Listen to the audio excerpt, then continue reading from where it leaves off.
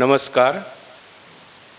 આજના આ ખાસ કાર્યક્રમના આપણા વક્તા, આપણા સૌના માર્ગદર્શક એવા આપણા જનરલ સેક્રેટરી શ્રી સોનાણી સાહેબ, તદુપરાંત આપણી સાથે જોડાયેલા આપણો ટ્રસ્ટીગણ, આમંત્રિત મહેમાનો, આચાર્ય શ્રી ગોહિલ સાહેબ, સાથી કર્મચારી ભાઈઓ બહેનો, વિદ્યાર્થી ભાઈઓ બહેનો અને પરોક્ષ રીતે ઓનલાઈનથી જોડાયેલા સર્વે શ્રોતાઓ. આપણે જાણીએ છીએ એ પ્રમાણે શ્રી કૃષ્ણકુમારસિંહજી અંધ ઉદ્યોગ શાળા અને રાષ્ટ્રીય અંજન મંડળ ભાવનગર જિલ્લા શાખાના સંયુક્ત ઉપક્રમે હર વર્ષે છેલ્લા લગભગ 8-10 વર્ષથી 27 જૂન એટલે કે હેલન કેલરનો જન્મદિવસ, અને આ નિમિત્તે સોનાણી સાહેબ આપણને વક્તવ્ય જુદા જુદા વિષયો સાથે આપે છે. તો આ હેલન કેલર એટલે કે 1880ની અંદર એમનો જન્મ અને 1968 સુધીનો એનો સમયગાળ. આ સમયગાળા દરમિયાન એમણે પ્રેરણાદાયી ઘણા બધા કાર્યો કર્યા છે. એમાં ખાસ વાત કરીએ તો એક લેખિકા તરીકે ઉભરી આવ્યા છે, સમાજ સેવિકા તરીકે પણ એમણે અમેરિકાની અંદર સારું કાર્ય કર્યું છે. સાથોસાથ તેઓ એક એમ કહી શકીએ કે સારા એવા વ્યાખ્યાતા પણ હતા, અને એ સંદર્ભે એમની પ્રેરણાથી ઘણી બધી અંધશાળાઓ, ખાસ કરીને અમેરિકાની, અને એને કારણે પ્રેરિત થયેલી અન્ય વિશ્વની જે અંધશાળાઓ છે એ પણ કાર્યરત રહી છે, ને એમાં પણ કાર્ય આ હેલન કેલરે કર્યું છે. આ ટૂંકી વાત, વિસ્તૃત વાત સાહેબ કરશે આપણને. તો આ સંદર્ભે સોનાણી સાહેબ આપણી વચ્ચે આજે વિચારોની વાદળીનો વરસાદ આ શીર્ષક હેઠળ વક્તવ્ય આપવાના છે. એમની જે લાગણીઓ છે, એમના જે ભાવો છે, એમની જે સંવેદનાઓ આપણી સાથે સોનાણી સાહેબની જોડાયેલી છે, એની સાથે આ શીર્ષક એ આપણને ઘણું બધું આગળ માર્ગદર્શક રૂપ બનશે, અને એ સાથોસાથ જ્ઞાનવર્ધક બનશે. તો એ બાબતને ધ્યાનમાં લઈ વધારે વચ્ચે ન રહેતા આપણે સૌ સોનાણી સાહેબને આમંત્રણ આપીએ કે તેઓ અહીંયા આવે. તાળીઓ સાથે આવકારીએ છીએ આપણે સોનાણી સાહેબને. આજનો વિશિષ્ટ દિવસ, ગઈકાલે રથયાત્રાના કારણે આપણે હેલન કેલરનો જન્મદિવસ ઉજવી શક્યા નહીં, પરંતુ આજે એક દિવસ લેટ આપણે બરાબર 28 તારીખે 10 કલાકે આપણે સૌ એકત્રિત થઈને હેલન કેલરનો જન્મદિવસ એટલે કે 145મો જન્મદિવસ વિશેષ રીતે ઉજવવાના છીએ. આ કાર્યક્રમમાં ઉપસ્થિત સંસ્થાના આચાર્યશ્રી, અમારા મિત્ર હસમુખભાઈ, શિક્ષકગણ, વિદ્યાર્થી ભાઈ બહેનો, આમંત્રિત મહાનુભાવો, તેમજ ડિજિટલ પ્લેટફોર્મ પર આપણી સાથે હજારોની સંખ્યામાં જોડાયેલા આપણા સૌ શ્રોતા મિત્રો, આપ સૌને આવકારતા ધન્યતાની લાગણી અનુભવું છું. હસમુખભાઈએ હેલન કેલર વિશે ખૂબ જ સરસ વિગતો આપી છે. એમણે એક શબ્દનો ઉલ્લેખ કર્યો કે એક મહાન લેખિકા હતા. તો લેખિકા તરીકે એમણે 14 જેટલા પુસ્તકો આપણને આપ્યા, જેમાં જુદા જુદા વિષયો આવરી લીધા. પ્રકૃતિનો વિષય હોય, મહાત્મા ગાંધીજી વિશે પણ એને લખ્યું છે. આમ હેલન કેલરની જે વિચારધારા હતી, જે જ્ઞાન હતું, એ ઇન્દ્રિયોથી ઉપર હતું. આપણે સૌ જાણીએ છીએ તેમ 19 મહિનાની ઉંમરે મેનેજાઇટિસનો હુમલો થયો, જેના કારણે શ્રવણ શક્તિ અને દ્રષ્ટિ બંને વસ્તુ ગુમાવી. આ સમયે જેના પર જે ઘા થયો, જેના કારણે બાલ્યાવસ્થામાં જે વિકાસ થતો હોય મારો અને તમારો મસ્તિષ્કનો, એ વિકાસ ઉપર અવરોધ આવ્યો. પરિણામે એ બોલી શકતા નહીં. આપણે ત્યાં કહેવાય કે બાળક એટલા માટે બોલી શકે છે કારણ કે એ સાંભળે છે. જે વ્યક્તિ સાંભળી શકતો નથી એની ભાષા વિકાસ થતો નથી, એટલે એ બોલી શકતા નથી. તો હેલન કેલર પણ શરૂઆતમાં બોલી શકતા નહીં. પછી લગભગ 7 વર્ષની ઉંમરે એમને ઈશ્વરે એક એવા વ્યક્તિ સાથે પરિચય કરાવ્યો જે એના શિક્ષિકા બન્યા, સુલેવાન. આ સુલેવાનજીએ હેલન કેલરને જુદા જુદા શબ્દોનું જ્ઞાન આપ્યું. એમાં સૌથી પહેલો શબ્દ હતો વોટર, પાણી. વોટર શબ્દ લખીને પાણીનો ગ્લાસ હાથમાં આપ્યો ત્યારે 7 વર્ષની ઉંમરે હેલન કેલરને ખબર પડી કે આ બધી ચીજ વસ્તુઓ હોય એના નામ હોય છે. પછી ધીરે ધીરે જ્ઞાન આપવાની પ્રક્રિયા આગળ વધતી રહી અને મને જણાવતા આનંદ થાય કે 1904માં હેલન કેલર પ્રથમ એવા નેત્રહીન મહિલા હતા કે જેમણે સ્નાતકની પદવી મેળવી. વિશ્વની સૌથી પહેલી કોઈ જો મહિલા હોય કે જેમણે સ્નાતક સુધીની ઉપાધિ મેળવી હોય તો એ હેલન કેલર છે. તો આમ સંઘર્ષની યાત્રાને આગળ ધપાવતા ધપાવતા હેલન કેલર નવું નવું શીખતા રહ્યા. ખાસ કરીને એમણે જે પુસ્તકોમાં વર્ણન જે કર્યું છે એ સામાન્ય વ્યક્તિ પણ ન લખી શકે એવા એના અનુભવો એમણે સમાજને આપ્યા છે. એક સારા વક્તા પણ હતા. એક વખત માણસ બોલી શકતો નથી, પોતાના નામની પણ એને ખબર નથી, એ એક સારા વક્તા બની શકે છે, એક સારી લેખિકા બની શકે છે. તો વિદ્યાર્થી મિત્રો, મારી ને તમારી તો માત્ર દ્રષ્ટિની મર્યાદા છે. હેલન કેલર એક એવી વ્યક્તિ હતા કે જે સાંભળી પણ શકતા નહોતા. તમે સમજો છો કે સાંભળતા ન હોઈએ તો આપણને શબ્દનું જ્ઞાન મળતું નથી, ભાષા શીખી શકતા નથી. એવા સંજોગોમાં પણ એક વક્તા બનવું, એક લેખિકા બનવું એ નાની સૂની વાત નથી. આવી મહાન વ્યક્તિત્વના માલિક હેલન કેલર આજે આપણી વચ્ચે નથી.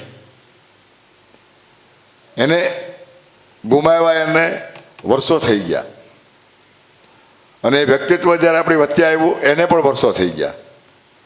પણ આજે પણ આપણી વચ્ચે એની ચેતના છે અને એની ચેતના દ્વારા હું ને તમે કંઈક નવું નવું શીખીએ છીએ. સંઘર્ષની યાત્રામાં આપણે આગળ ધપીએ છીએ. મિત્રો, મારે એક એવા વિષયની વાત આજે કરવી છે.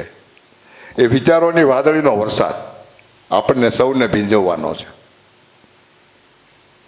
જીવનમાં સફળ બનવા તમારી આગવી શક્તિને મિત્રો કામે લગાડી દો.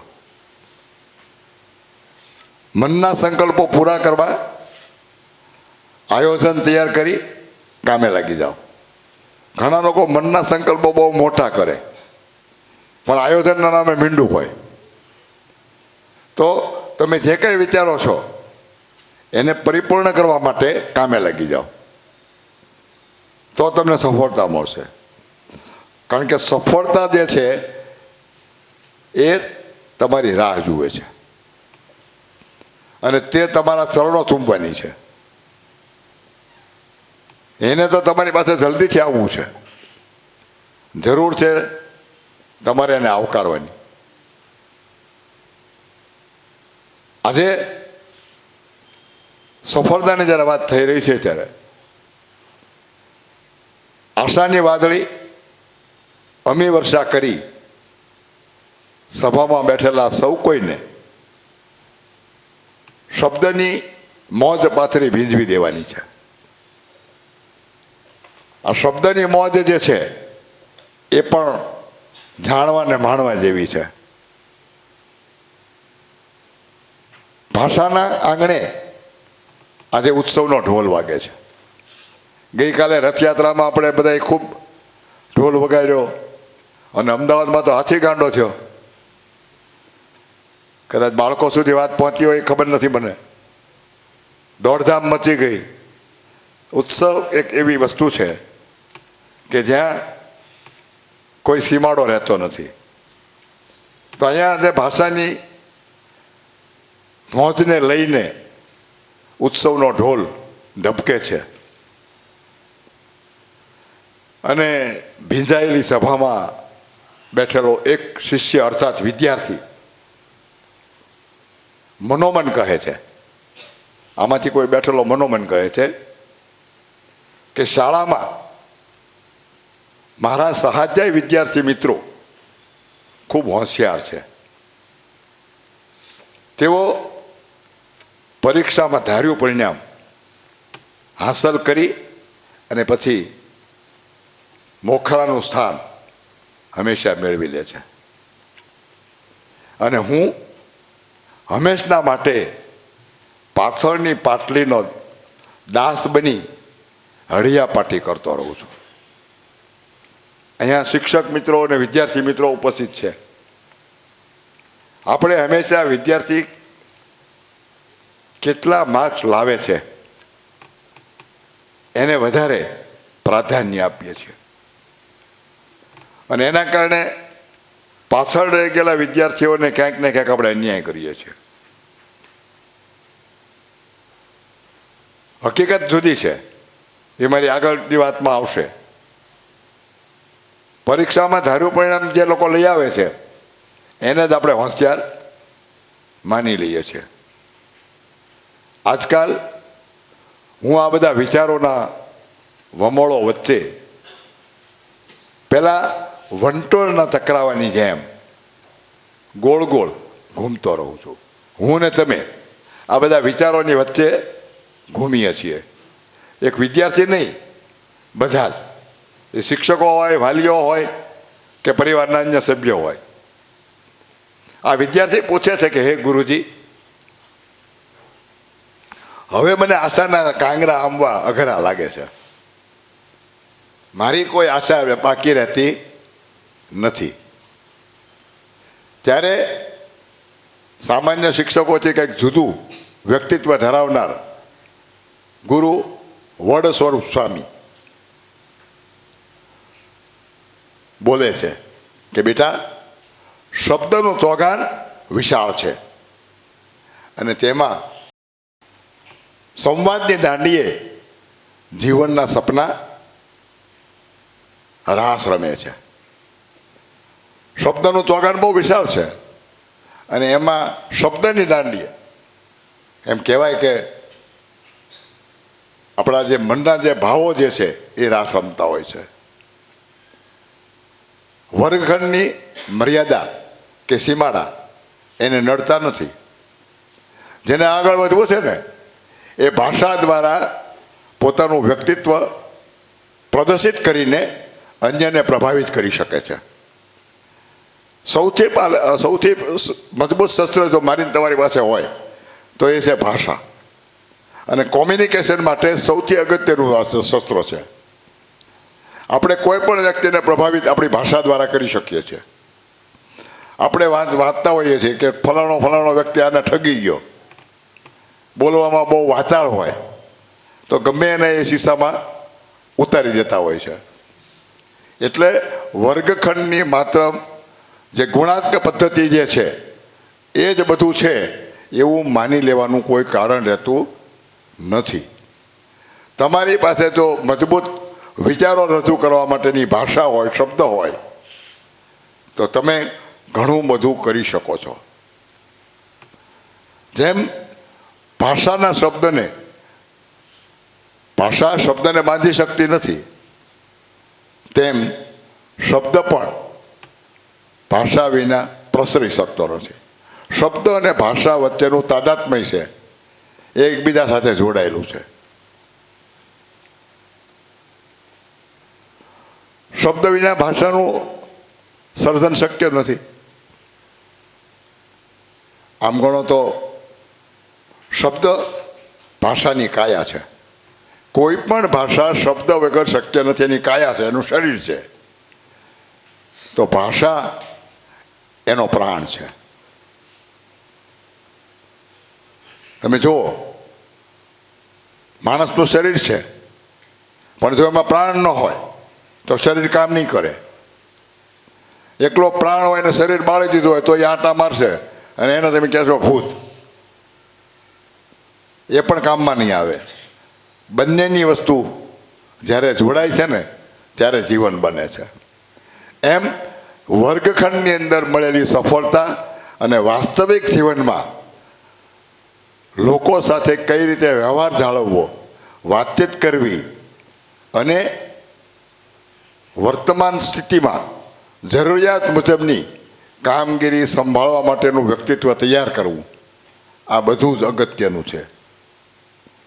માનવ જીવનના અસ્તિત્વ માટે જે આ વસ્તુ જરૂરી છે, એમ સફળતાના જીવન માટે પણ આ બધું જરૂરી છે. વાણીના વૈભવ માટે માત્ર શબ્દનું મૂલ્ય સરખું નથી, પણ ભાષાનું મૂલ્ય પણ એની સાથે સમાન છે. તો જ તમારી વાણીનો વૈભવ જામે. અત્યારે જે વાતચીત હું તમારી સાથે કરી રહ્યો છું એ વાણીને શબ્દનું મિલન થયું છે. વાલા શ્રોતા મિત્રો, સફળતાના જીવન પ્રદેશમાં ડગ માંડવા વ્યક્તિત્વ વિકાસની જરૂર છે. અને એનું મૂલ્ય જો તમારું ઊંચું હશે તો જ તમે સફળ થશો. સમાજની મુખ્ય ધારામાં સ્થાન પામવા એક સમયે વર્ગખંડની પ્રથમ હરોળમાં બેસતા વિદ્યાર્થીઓની ટીમ અન્ય હરોળમાં બેસતા વિદ્યાર્થીઓની એમને જરૂર પડે છે. કોઈ વિદ્યાર્થી એમ ન કહી શકે કે હું પ્રથમ હરોળવાળો છું, મને મારું આ કામ કરી દે. વાસ્તવિક જીવનમાં જ્યારે એ જાય ત્યારે છેલ્લી હરોળમાં બેસતા વિદ્યાર્થીને પણ એને હાજીજી કરવી પડે, કારણ કે ન્યાય એનો સાહેબ હોય અથવા તો એની પાસે એની કમાન્ડ હોય. વર્ગખંડની આ વાત જે છે એ વર્ગખંડમાં જ રહી જાય છે. એટલે કહું છું કે વર્ગખંડની સફળતા તેની ચાર દિવાલો વચ્ચે કેદ થઈ ગયેલી હોય છે. જિંદગીના મોરચે લડવા વર્ગખંડની સિદ્ધિના શસ્ત્રો પૂરતા નથી. વર્ગખંડની લડાઈ જીતવા માટે વાસ્તવિક જીવનની જે લડાઈ છે એને જીતવા માટે વર્ગખંડની દિવાલ વચ્ચે જે મેળવેલા શસ્ત્રો છે ને એ પૂરતા નથી. જિંદગીની લાંબી લડાઈ જીતવા તમારે ધીરજરૂપી ફેક્ટરીમાં શસ્ત્રોનું ઉત્પાદન ચાલુ રાખવું પડશે. તમારી ધીરજરૂપી જે ફેક્ટરી છે એમાં તમારે સતત શસ્ત્રોનું પાલન, ઉત્પાદન કરતા રહેવું પડશે, જેથી સંજોગો અનુસાર તેનો ઉપયોગ થઈ શકે. વિચારોની વાદળીનો વરસાદ મનના પ્રદેશને મિત્રો લીલોસમ રાખે છે. તમને થાય કે આ વિચારોની વાદળી વળી કઈ રીતે બંધાય? તો વિચારોની વાદળી વ્યક્તિના મનોચિત્રણથી બંધાય છે. મનોચિત્રણ એ ચારિત્ર ઘડતરની ખેતી છે. તમે જેવો મબલક પાક લણવા ઈચ્છતા હો એવું મનોચિત્રણ કરો. આ મનોચિત્રણ શું છે? તો કાલ્પનિક જગતને મનની અંદર તમારે ઊભું કરવાનું છે કે હું બહુ મોટી પદવી પર પહોંચીશ, મારી સરસ બધાની ત્યાં બેસવા માટે ખુરશી હશે, મારી આસપાસ આટલા લોકો ફરતા હશે, મારો પડ્યો બોલ ઝીલતા હશે, અને હું જેમ કહું એમ ત્યાં મારું કાર્ય આગળ વધતું હશે. હું સર્વોપરી હશ. આ બધું તમે જે કલ્પના કરો છો એનું મનની અંદર એક ચિત્રણ તૈયાર થાય છે. તમે અહીંયા બેઠો છો અને તમે એમ થાય કે મારે આઈએસ બનવું છે, મારે કલેક્ટર બનવું છે, મારે ડૉક્ટર બનવું છે, મારે એન્જિનિયર બનવું છે. તમારે જે કંઈ બનવું હોય એની સર્વપ્રથમ કલ્પના તમારા મનની અંદર તમે તૈયાર કરો. મનમાં એક સરસ મજાનું ચિત્ર બનાવો. એ ચિત્રને તમે વાગોતા રહ્યો, જોતા રહ્યો, નિહાળતા રહ્યો, તો મને લાગે છે કે આવતા દિવસોની અંદર તમે એ થઈને રહ્યો છો. પણ આ નથી થતું, કારણ કે આપણા મનની અંદર ઘણી બધી નકારાત્મક વાતો પડેલી છે. એને કંઈક દૂર કરવાની જરૂર છે. આપણે નકારાત્મક લાગણીઓ જે છે એ નિંદામાન રૂપી ઉગળી નીકળેલું ઘાસ છે. નકારાત્મક લાગણી એ નિંદામાન રૂપી ઉગી નીકળેલું ઘાસ છે. તેથી તેને તમે ડિલીટ કરી દો. આ કાઢી નાખવું પડશે, તો જ આપણે સફળ બનીશું. ફલાણો વ્યક્તિ આવો છે, આ આવું કરે છે, કોઈ પ્રત્યે નકારાત્મક ભાવ હશે તો સૌથી પહેલું નુકસાન તમને થશે. એ વ્યક્તિને કેટલું થશે ખબર નથી મને, પણ સૌથી વધારે નુકસાન આપણને થશે. કારણ કે આપણા મનની અંદર નકારાત્મક લાગણીઓ જગ્યાઓ રોકી લે છે અને એના કારણે સકારાત્મક વાતોને આપણે એક્સેપ્ટ કરી શકતા નથી, સ્વીકારી શકતા નથી, આગળ વધારી શકતા નથી. અને એટલા માટે હું કહું છું કે નકારાત્મક લાગણીઓને દૂર કરી તમારા મનને સ્વસ્થ રાખો.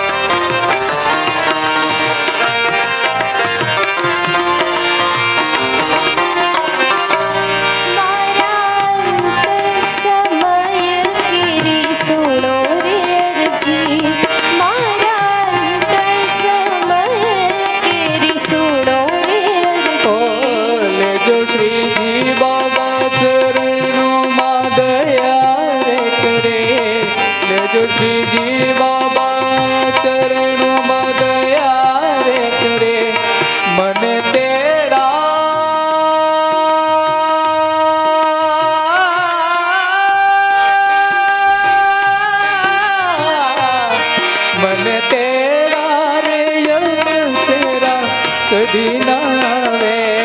મારું નાથ તેરા કે મારા ઘટમાં બિરાજતા શ્રીનાથજી યમુનાજી મહાપ્રભુજી. મારું મનડો છે ગોકુળ વનરાવન. મારું મનડો છે ગોકુળ વનરાવન. મારા તનના આંગણિયામાં તુલસી નવન. મારા પ્રાણજી કે મારા ઘટમાં બિરાજતા શ્રીનાથજી યમુનાજી મહાપ્રભુજી. શ્રીનાથજી બોલો, શ્રી યમુનાજી બોલો. શ્રીનાથજી બોલો, શ્રી યમુનાજી બોલો. શ્રીનાથજી બોલો, શ્રી યમુનાજી બોલો. શ્રીનાથજી બોલો, શ્રી યમુનાજી બોલો. શ્રીનાથજી બોલો, શ્રી યમુનાજી બોલો. શ્રીનાથજી બોલો, શ્રી યમુનાજી બોલો. શ્રીનાથજી બોલો, શ્રી યમુનાજી બોલો. શ્રીનાથજી બોલો, શ્રી યમુનાજી બોલો. શ્રીનાથજી, શ્રીનાથજી, શ્રીનાથજી બોલો. શ્રીનાથજી, શ્રીનાથજી, શ્રીનાથજી બોલો. શ્રીનાથજી, શ્રીનાથજી, શ્રીનાથજી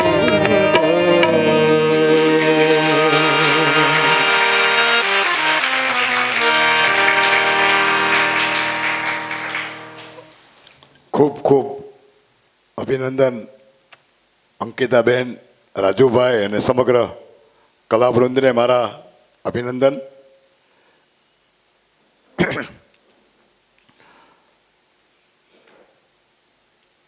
મેં વાત કરી એમ કે તમારું મન જો શુદ્ધ હશે તો તમારા અંતરની અંદર ભગવાનનો વાસ થશે. શ્રીનાથજી મારા ને તમારા હૃદયમાં બિરાજમાન છે અને મન જે છે એ ગોકુળ વૃંદાવન છે. એની અંદર નકારાત્મક લાગણીઓને કોઈ સ્થાન નથી. કોઈ પણ સંજોગોમાં આપણે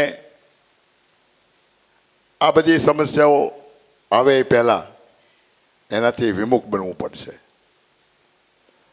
વાસ્તવિક જીવનની જે સમસ્યાઓ છે મારી તમારી પાસે આવે છે એનાથી આપણે ડરીએ છીએ. એ સમસ્યાથી ડરવાની જરૂર નથી, પણ આપણે જે ઊભી કરીએ છીએ સમસ્યા એનાથી ડરવાની જરૂર છે. ઘણી વખત કારણ વગરની ધૃણા અન્ય વ્યક્તિ પ્રત્યે આપણે મનની અંદર લઈને ફરતા હોઈએ છીએ. આપણું એ કામ નથી. આ સૃષ્ટિમાં ઈશ્વર પ્રત્યેક વ્યક્તિને પોતાના સંદેશ સાથે મોકલે છે. ભગવાન શ્રી કૃષ્ણ ભગવાને ગીતામાં બહુ સરસ વાત કરી હતી કે અર્જુન જે તું ચિંતા કરશો કે મારા સગા સંબંધીઓ છે એને હું નહીં મારી શકું, મને આ બધાને મારવાથી પાપ લાગશે. ત્યારે એણે બહુ સરસ જવાબ આપ્યો હતો કે આ તારી કાલ્પનિક માન્યતાઓ છે, એને કોઈ સ્થાન નથી. ઈશ્વરના નિર્દેશ પ્રમાણે દરેક વ્યક્તિએ કામ કરવાનું હોય છે. એણે કહ્યું કે માત્ર તારા સગા સંબંધીમાં હું છું એવું નથી, હું તો દુર્યોધનમાં પણ છું, કર્ણમાં પણ હું છું, બધે જ હું છું, અને છતાંય તારે એના પર શસ્ત્ર હલાવવાનું છે. કોઈ પણ વ્યક્તિ પર શસ્ત્ર વ્યક્તિ એ જ ચલાવી શકે જ્યારે એ નિષ્પાપ હોય. હું કરું છું એવા ભાવથી જ્યારે કોઈ પણ વ્યક્તિ કરે છે ત્યારે એને પાપ લાગે છે. પરંતુ ઈશ્વરના નિર્દેશથી આવી પડેલી જવાબદારી કે સૈનિકો યુદ્ધ માટે લડે છે, દેશની સરહદે જે લોકોને જવાબદારી સોંપવામાં આવી છે એ દેશના રક્ષણ માટે લડે છે, અન્યની સુરક્ષા માટે લડે છે, અને માટે એને કોઈ પાપ લાગતું નથી.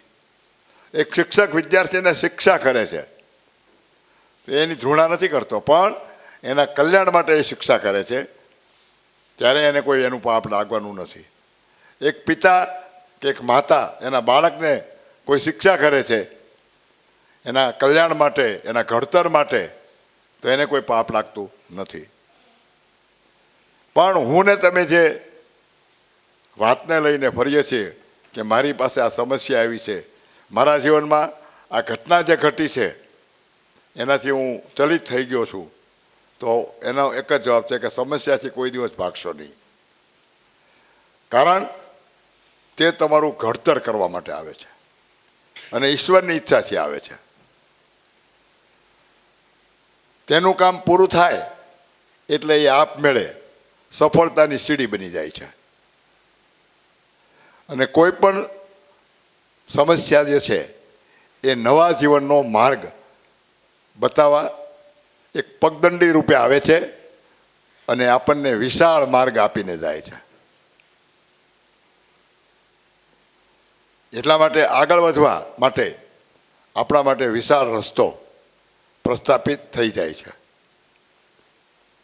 પણ સમય પસાર કરવાનો હોય છે. કોઈ પણ સમસ્યા આવે છે એને જ્યારે આપણે દૂર નથી કરી શકતા ત્યારે આપણે સ્થિર થઈ જવાનું હોય છે અને જે કંઈ થાય એનો સામનો કરવાનો હોય છે. તો તમે સમસ્યામાંથી આપોઆપ બહાર આવો છો. સમસ્યા જે છે ને એ જીવન પ્રદેશને લીલોછમ બનાવવા માટે જ આવે છે. અને હું આમાંથી પસાર થયા પછી જ તમને આ બધું કહું છું. કોઈ પણ સમસ્યા મારા જીવનમાં આવી હોય, મારા કાર્યક્ષેત્રમાં આવી હોય, તો એ મારું કાંઈ બગાડી શકી નથી ક્યારેય. અને હું આના પછી ચોક્કસ એક મત ઉપર આવ્યો છું કે સમસ્યા કોઈનું કાંઈ બગાડી શકતી નથી. વ્યક્તિ પોતે જ પોતાની ઘોર ખોદતો હોય છે, પોતે જ પોતાને નુકસાન પહોંચાડતો હોય છે. અને એટલા માટે હું તમને કહું છું કે તમે નિજાનંદ મારો. આપણે જોયું કે રાજુભાઈ અને અંકિતાબેને સરસ મજાનું પદ પ્રસ્તુત કરી આપણા સૌના મન પ્રદેશને રોમાંચ ઊભો કરીને લીલોછમ બનાવી દીધો. તો સૂરના સથવારે સુખનું સામ્રાજ્ય આપું, હૈયાના ઝરૂખે સૌનું સ્વાગત કરવા ચાહું.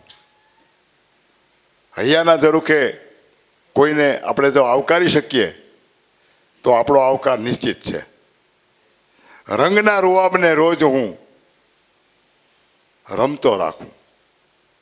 રંગનો જે રૂવાબ છે એટલે કે ઈચ્છા, આનંદ, એનો જે રૂવાબ છે એને આપણે રમતો રાખવાનો છે અને ઉમંગના અજવાળે આ દરબારને ઝળહળતો રાખવાનો છે.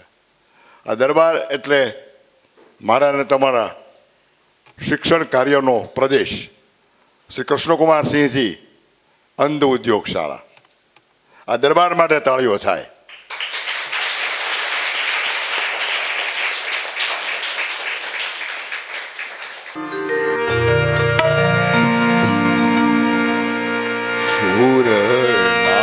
સતવારે સુખ સામ્રાજ્ય આપું.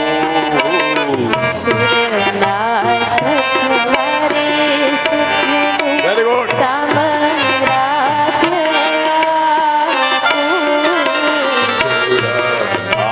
સતવારે સુખ સામ્રાજ્ય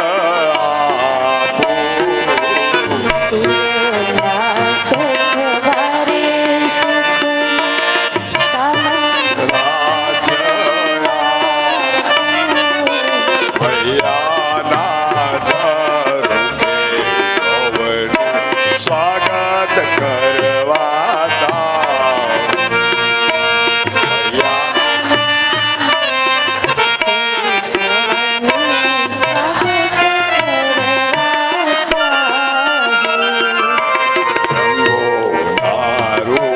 વાબને હો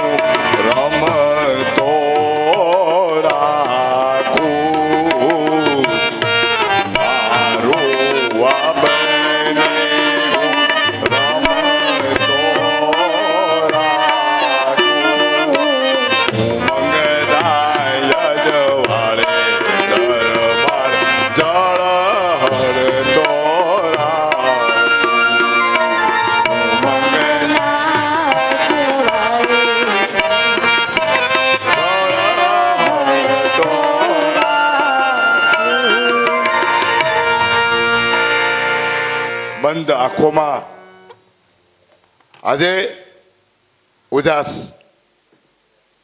ચોતરફ રેલાયો છે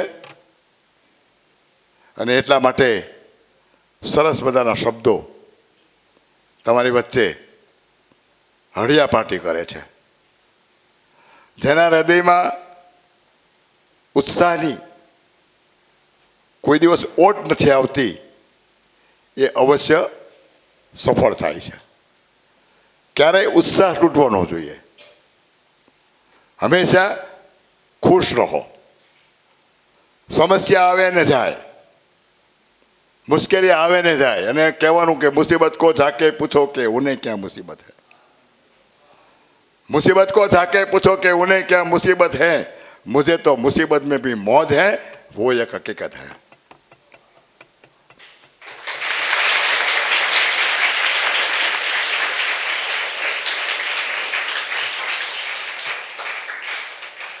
નિરાશા એ આપણું કાંઈ બગાડી શકવાની નથી, કારણ કે એ ક્ષણિક છે, આવે ને જાય.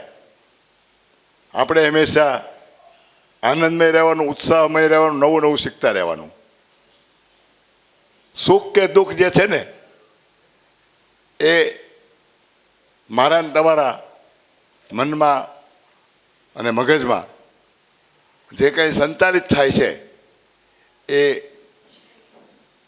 મારે તમને કહેવું જોઈએ કે એક પ્રકારની બદલાતી પેટર્ન છે. એ હોર્મોન્સની બદલાતી પેટર્ન છે. એમાં કોઈ દિવસ ચલિત થવું નહીં. કોઈ વાર આપણને એકની એક બાબત બહુ ગમે, કોઈક વાર એક વ્યક્તિ આપણને બહુ ગમે, બીજી વાર એના પર ધૂણા થાય. આ મનની અંદર જે રસાયણ સંચાલન કરવા માટે ઈશ્વરે આપણને આપેલું છે એમાં વધઘટ થાય છે. ડોપામેન્ટનું જ્યારે પ્રમાણ વધે ત્યારે આપણે આનંદમાં હોઈએ, પણ ડોપામેન્ટનું પ્રમાણ જ્યારે ઘટે ત્યારે આપણે દુઃખી થઈ જઈએ. એટલે આ એક રસાયણમાં વધઘટ થવાની પ્રક્રિયા છે. વાસ્તવિક જીવન તો જીવવા માટે છે. કોઈ પણ સ્થિતિમાં આપણે આનંદમય રહેવું. આપણે એક આનંદી કાગડાની વાર્તા શીખ્યા હતા કે કોઈ પણ સ્થિતિમાં એ મોજમાં જ હોય. એને વાડમાં નાખો તો કે આપણે કાન વિનતા શીખીએ છીએ, તેલમાં નાખે તો કે આપણે તેલ ઊંજીએ છીએ. મારું ને તમારું એ આનંદી કાગડા જેવું જીવન હોવું જોઈએ. વિપરીત સંજોગોમાં પણ જે ચલિત ન થાય એ સફળ થાય.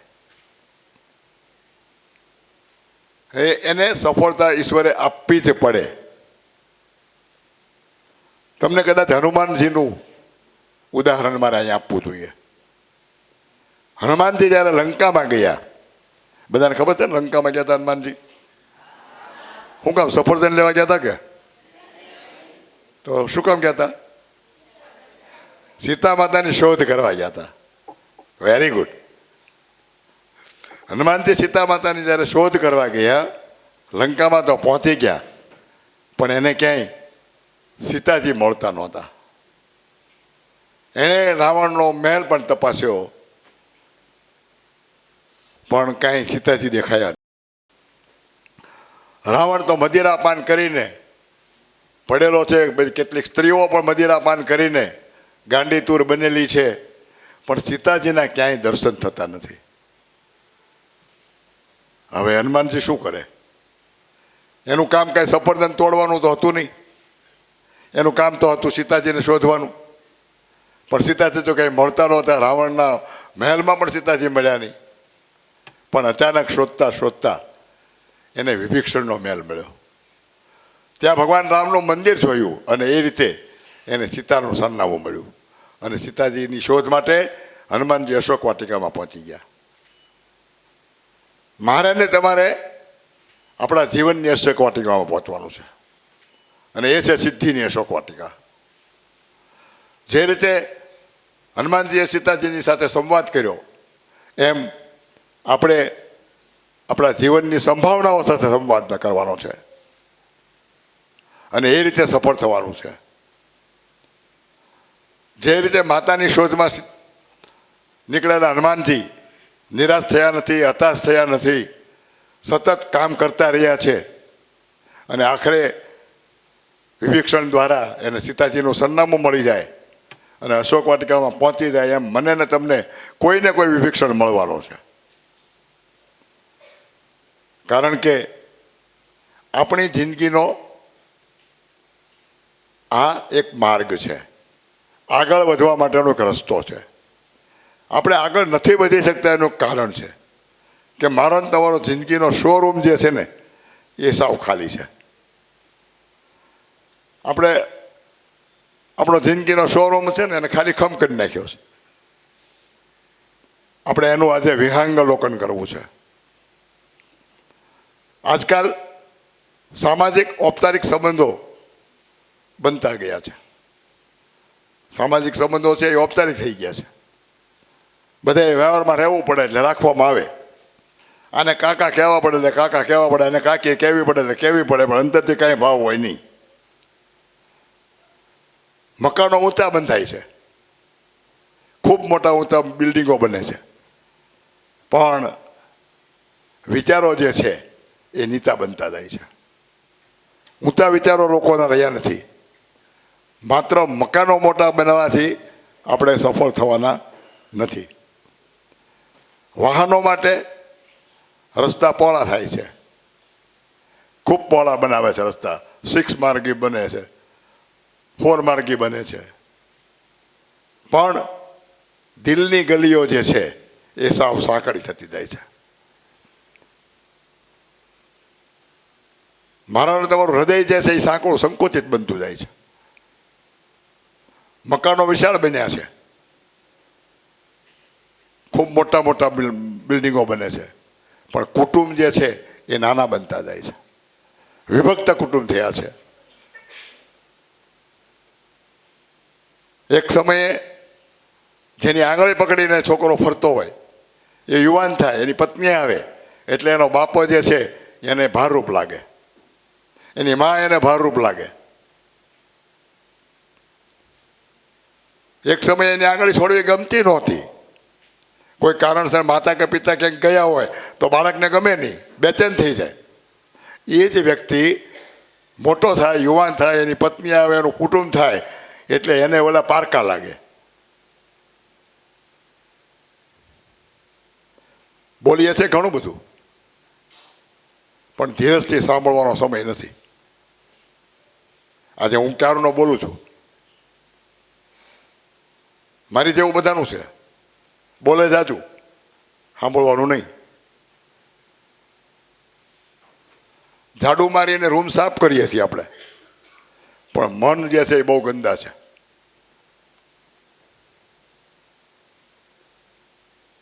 બહુ મેલા છે. તો પછી રૂમ સાફ કરવાનો કોઈ મતલબ નથી ને. આપણે કોઈ જે મનની મરામત કરતા નથી.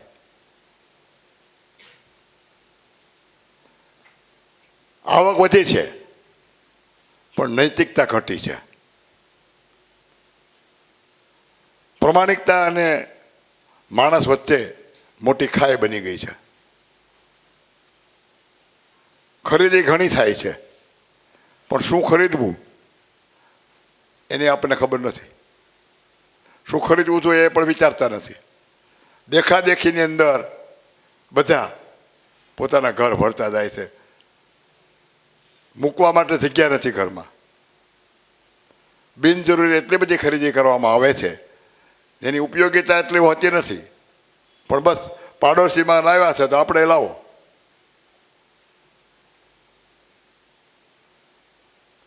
ભણતર વધ્યું છે મિત્રો, પણ ગણતર સાવ ઘટ્યું છે. આજે પીએચડી થયેલા ઘણો લોકો આપણને મળે.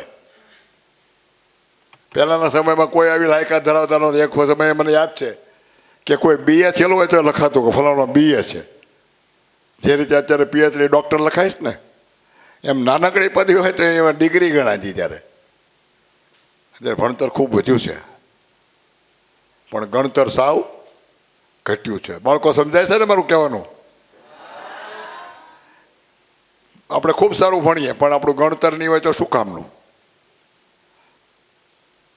પહેલાંના સમયમાં લોકો પૈસા ખર્ચીને સંબંધો રાખતા, સંબંધો નિભાવતા. આજે પૈસા માટે સંબંધો બગડે છે. સગો ભાઈ કે બેન સાથે પૈસા માટે સંબંધો બગડી જાય છે. કારણ કે આપણા માટે અત્યારે પૈસો છે એ પરમેશ્વર બની ગયો છે. પણ પૈસો એ બધું જ નથી. સંપત્તિ ઘણી બધી ભેગી કરીએ પણ ભીતરનું ગોડાઉન ખાલી છે. એક સમયે ઘરના બધા લોકો લેન્ડલાઇન ટેલિફોન ઉપર વાત કરતા અને આજકાલ બધા ઘરના સભ્યો જુદા જુદા ખૂણામાં બેસીને મોબાઈલમાં ચર્ચા કરે છે. કોઈને ખબર નથી કોનું લશ્કર ક્યાં લડે છે, એ કોની સાથે શું વાત કરે છે, કામની વાત કરે છે કે નકામી વાત કરે છે કાંઈ ખબર નથી. દરેક સ્વાયત્ત બન્યા છે. નિષ્ણાતો ઘણા વધ્યા છે પણ પ્રશ્નો પણ એટલા જ વધતા જાય છે. વસ્તુની કિંમત જરૂર વધી છે પણ સ્વની કિંમત વધે એવું કંઈક પરાક્રમ કરવું પડશે. મારીને તમારું મૂલ્ય વધે એવું કંઈક આપણે કરવું પડશે ને. બાકી વસ્તુની કિંમત વધે એ શું વળે આપણું? આપણી નજરે આપણે દુનિયા જોવાની ટેવાઈ ગયા છે બધા. પોતાની નજરે કે આવું હોવું જોઈએ આવું હોવું જોઈએ, પણ બીજાની નજરે ક્યારેય આપણે વિચારતા નથી. તેથી અન્યની સમસ્યા દેખાતી નથી. હું અને તમે બીજાને દેખાડવા માટે, એને રાજી રાખવા માટે મૂલ્યવાન જિંદગી નષ્ટ કરી રહીએ છીએ. બસ કોકણે બતાવી દેવું છે એના માટે રાત દિવસ દોડતા રહીએ. હકીકતમાં ભીતરનો વૈભવ માણવા જેવો છે. ક્યારેય ભીતરના વૈભવ આપણે માણતા નથી અને જાણતા પણ નથી. તે જોવાની દ્રષ્ટિ આપણે કેળવવી પડશે. મારી મંજિલના પંથની મને ખબર નથી મિત્રો. ખબર છે એટલી કે ઈશના ઈશારે મારી દુકાન ચાલે છે. એટલે તો હું આંખોમાં અંધારા આંધીને પણ અજવાળા નિહાળું છું. જ્ઞાન પ્રદેશની પૂંજી કમાવા કર્મનું ગાડું ચલાવું છું. ભાષા તારેનગર જવા હોડી શબ્દ થઈ મળે તો જ્ઞાનદીપ ઠેર ઠેર બળે. કદાચ જો મને એકાદ બે શબ્દો મળી જાય તો એનાથી હું તરી જાઉં. અંધકાર ઉલેચવા આજ્ઞા ચોમેર ફરે. આજ્ઞા છે ને એ પ્રકાશિત હોય, એ રાત્રે બહુ આંટા મારે અને એટલે પછી શરમાય અને સૂરજને એમ થાય કે મારે જવું પડે છે એટલે સૂરજનું અજવાળું આવી ચડે. હૈયાના ઝરૂખે આવકારનો શબ્દનાદ રેલાવું છું. લાગણીના ઠેકે નાચતા ભાવથી સૌને વધાવું છું.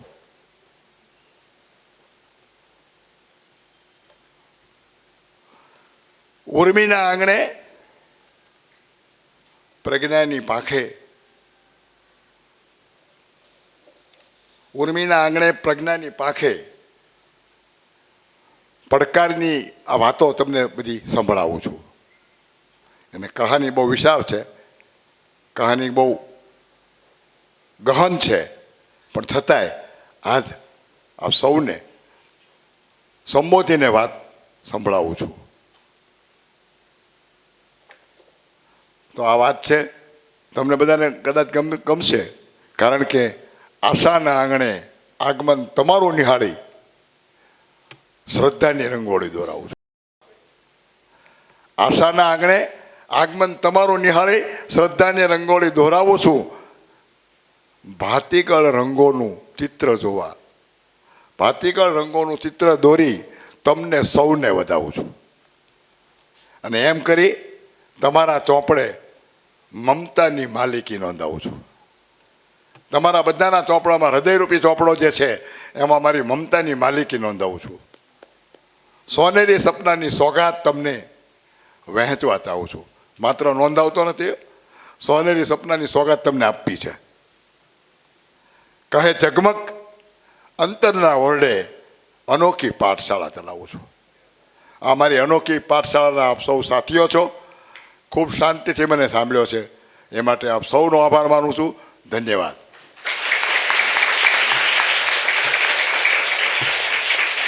ખૂબ ખૂબ આભાર સોનાણી સાહેબ કે આપે સંઘર્ષ અને એ સંઘર્ષની સાથે માનસિકતાને કેમ મજબૂત બનાવવી અને એ માનસિકતા સાથે પોતાની જાત સાથે કઈ રીતે વાતો કરવી એ સંદર્ભે, તદુપરાંત સાદું જીવન ઉચ્ચ વિચાર, simple living and high thinking, આ સંદર્ભે આપણે આપણા વિદ્યાર્થી જીવનમાં કઈ રીતે આગળ વધી શકીએ એ સંદર્ભે પણ આપણે વાત કરી.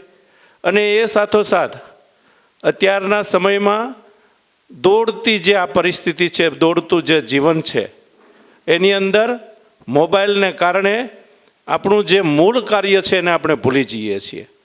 તો એને આપણે કઈ રીતે વ્યવસ્થિત આપણા એમ કહી શકીએ કે જીવનને સારું બનાવવા માટે આપણે એ મોબાઈલથી કઈ રીતે દૂર રહી શકીએ અને આપણા પોતાની જાતને જે કંઈ સામે આવનારા વિઘ્નો છે એને સારી રીતે પસાર કરીને માનસિકતાને મજબૂત કરીને કઈ રીતે આગળ વધી શકીએ એ આ વાદળીનો વરસાદ જે વરસાવ્યો છે અને એના દ્વારા જે શબ્દો, જે ભાષા, એનું મૂલ્ય, આ તમામ વિગતો સોનાણી સાહેબે કારણ કે આપણા જીવનને ઉપયોગી બનાવવા માટે મૂકી છે, ત્યારે આપણે સૌ એને ગ્રહણ કરીશું. આ તકે આ વિસ્તૃત વાત કરવા બદલ સોનાણી સાહેબ તેમજ પૂરેપૂરી સંગીત ટીમ સર્વનો આભાર માની વિરમું છું. Thank you very much.